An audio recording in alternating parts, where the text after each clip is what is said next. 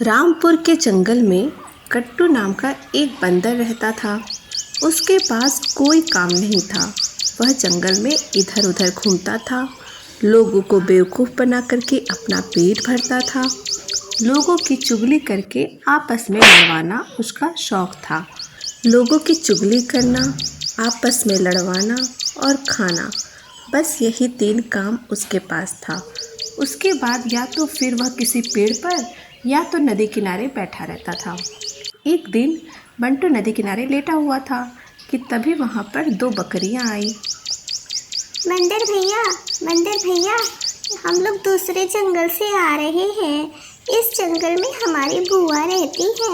हमें उनके घर का रास्ता नहीं मिल रहा है। मेरी माँ ने बताया था कि वह हाथी दादा के घर के पीछे रहती है। बस नदी किनारे चलते जाना, वहाँ पहुँच जाओगे। पर काफी देर से हम नदी किनारे चल रहे हैं, पर हमें हमारी बुआ का घर नहीं मिल रहा है। हम रास्ता भटक गए हैं। क्या आप हमें रास्ता बता सकते हैं? आपकी बहुत बड़ी कृपा होगी। बंटू बकरियों की बात सुना और उसके बाद उसके दिमाग में शैतानी घूमने लगी। उसने कई दिनों से शरारत जो नहीं की थी, उसे एक शरारत सूझी और वह बोला, क्यों नहीं, भटके हुए लोगों को तो रास्ता दिखाना मेरा काम है। तुम लोग ऐसा करो कि सामने जो पेड़ है वहाँ पर जाओ, फिर वहाँ पहुँच करके बाएं मुड़ जाना, ठीक है? हाँ, ठीक है। उसके बाद चलते जाओ और उसके बाद एक आम का पेड़ आएगा, उसी के सामने तुम्हारी बुआ का घर है। बहुत बहुत धन्यवाद। चलो बहन, चलते हैं। यह कहकर दोनों बकरियां उसी रास्ते पर चल दी जिस रास्ते पर बंदर ने उन्हें चलने को कहा था। कुछ देर तक तो जाते हुए उन्हें कट्टू देखता रहा, फिर खूब तेज से हंसने लगा। बेवकूफ़ बनाया, बड़ा मजा आया, बेवकूफ़ बनाया, बड़ा मजा आया। तभी कट्टू की नज़र आसमान में उड़ते हुए एक गुब्बारे पर पड़ी। गुब्बारा बहुत ही बड़ा था, जिसके नीचे टोकरी लगी हुई थी, पर उस टोकरी में कोई बैठा हुआ नहीं था। गट्टू ने सोचा, अरे वाह, कितना बड़ा गुब्बारा है, इसमें तो बैठा भी जा सकता है। अगर मैं इसमें बैठ जाऊं तो पूरे जंगल में घूम सकता हूँ, पूरे जंगल की सैर कर सकता हूँ। गट्टू दौड़ करके गुब्बारे के पीछे भागने लगा और गुब्बारे से लटकती हुई रस्सी को पकड़ लिया। उसके बाद गट्टू गुब्बारे की टोकरी में जा बैठा। यह गुब्बारा शहर में हो रही गुब्बारे प्रतियोगिता से भटक करके जंगल में चला आया था। टोकरी में बैठकर गट्टू बड़ा ही खुश हो गया।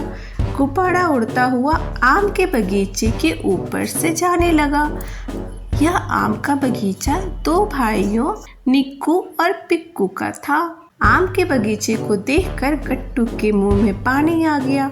उसने देखा कि एक भालू बगीचे से बाहर जा रहा है और एक भालू बगीचे के आम को तोड़ भी रहा है और खा भी रहा है। गट्टू को शरारत करने का मौका मिल गया। उसने अपने गुब्बारे को निक्कू के पास उतार दिया। अरे निक्कू भैया, क्या कर रहे हो? गट्टू भाई, मेरे पास तो सिर्फ एक ही काम है, बगीचे से आम तोड़ना और राजा जी के दरबार में पहुंचाना और राजा जी से जो मिल जाए उससे गुजारा चलाना। हम तो बहुत ही सीधे साधे लोग हैं। अरे भैया, यह तो अच्छी बात है, पर सीधे साधे होने का एक नुकसान भी तो है, हमें कोई भी बेवकूफ़ बना सकता है। अरे ऐसे कैसे? पूरे जंगल में मुझे कोई बेवकूफ़ थोड़ी ही न बना सकता है। अरे कोई गैर थोड़े ही ना तुम्हें बेवकूफ़ बनाएगा, तुम्हारा अपना ही तुम्हें कोई बेवकूफ़ बनाएगा। सीधे सीधे बोलो, क्या कहना चाहते हो? तुम्हारा भाई तुम्हें बेवकूफ़ बना रहा है। मैंने देखा ऊपर से, वह आम को तोड़ भी रहा था और खा भी रहा था। उसने जो आम खा लिए उसके बदले तुम्हें कुछ मिलने वाला है। अरे नहीं, ऐसा नहीं हो सकता। वह मेरा बहुत ही प्यारा भाई है, वह मुझे धोखा नहीं दे सकता। हम दोनों के बीच समझौता हुआ है कि सारे आम राजा जी के दरबार में ही जाएंगे और राजा जी से जो भी मिलेगा हम आपस में बांट लेंगे। तभी तो मैं कहता हूँ कि हमारे जैसे सीधे साधे लोगों को कोई भी बेवकूफ़ बना सकता है। नहीं नहीं, मैं यकीन नहीं करता, मैं खुद उससे पूछ लूँगा। हाँ चलो।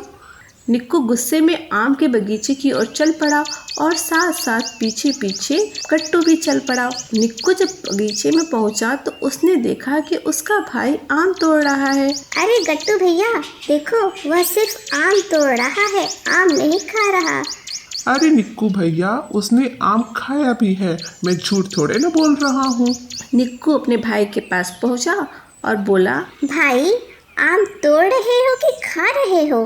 गट्टू दोस्त ने मुझे बताया कि तुम आम तोड़ भी रहे हो और खा भी रहे हो। हमारे बीच तय हुआ था ना कि हम दोनों में से कोई भी आम नहीं खाएगा, सारे आम राजा के दरबार में जाएंगे। अरे मुझे भूख लगी थी ना तो मैंने एक खा लिया, पर इससे पहले मैंने कभी भी कोई आम नहीं खाया। आज पकड़े गए हो इसलिए ऐसा कहते हो, पहले तो तुम कभी पकड़े नहीं गए, हो सकता है पहले भी तुमने आम खाए हो। हाँ हाँ, मैंने बहुत सारे आम खाए हैं, तुम क्या कर लोगे? ऐसा है, अभी बताता हूँ तुझे। ऐसा कहकर दोनों भाई आपस में लड़ने लगे। दोनों में जबरदस्त लड़ाई हुई। गट्टू उधर मजे से आम तोड़ के खाने लगा और उसके बाद जाके गुब्बारे में जाके बैठ गया। अब तो यह गट्टू की रोज की बात हो गई। गुब्बारे में बैठकर वह दूसरों को देखता, फिर जाकर उनकी चुगली करता और उन्हें आपस में लड़ाता। सभी लोग गट्टू से परेशान हो गए और एक दिन राजा जी के दरबार में पहुंच गए। हाँ, हमने तो सबकी शिकायत सुनी, अब हम अपने मंत्री हाथी को इसका समाधान निकालने का आदेश देते हैं। इसका समाधान तो बहुत ही आसान है। चील बहन, अगली बार जब तुम गट्टू को गुब्बारे में उड़ते हुए देखो तो तुम उसके गुब्बारे को जाकर के एक चोंच मार देना। उसके बाद उसका गुब्बारा फूट जाएगा और वह फिर कभी नहीं ऊपर जा पाएगा, और फिर जब वह ऊपर नहीं जाएगा तो चुगली क्या करेगा?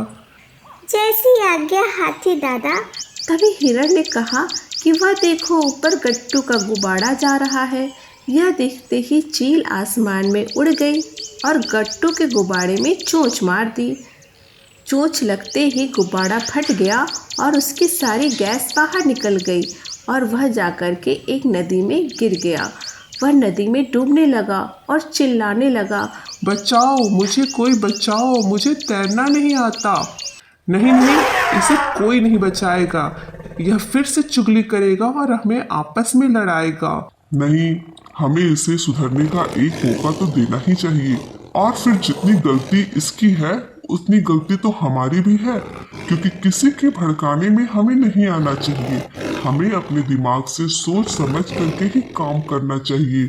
दूसरा कोई कितना भी भड़काए, हमें उनकी बातों में नहीं आना चाहिए। महाराज की जय हो, महाराज की जय हो। अब मैं कभी चुगली नहीं करूँगा, हमेशा मेहनत करूँगा और मेहनत से ही अपना पेट भरूँगा, मैं कसम खाता हूँ।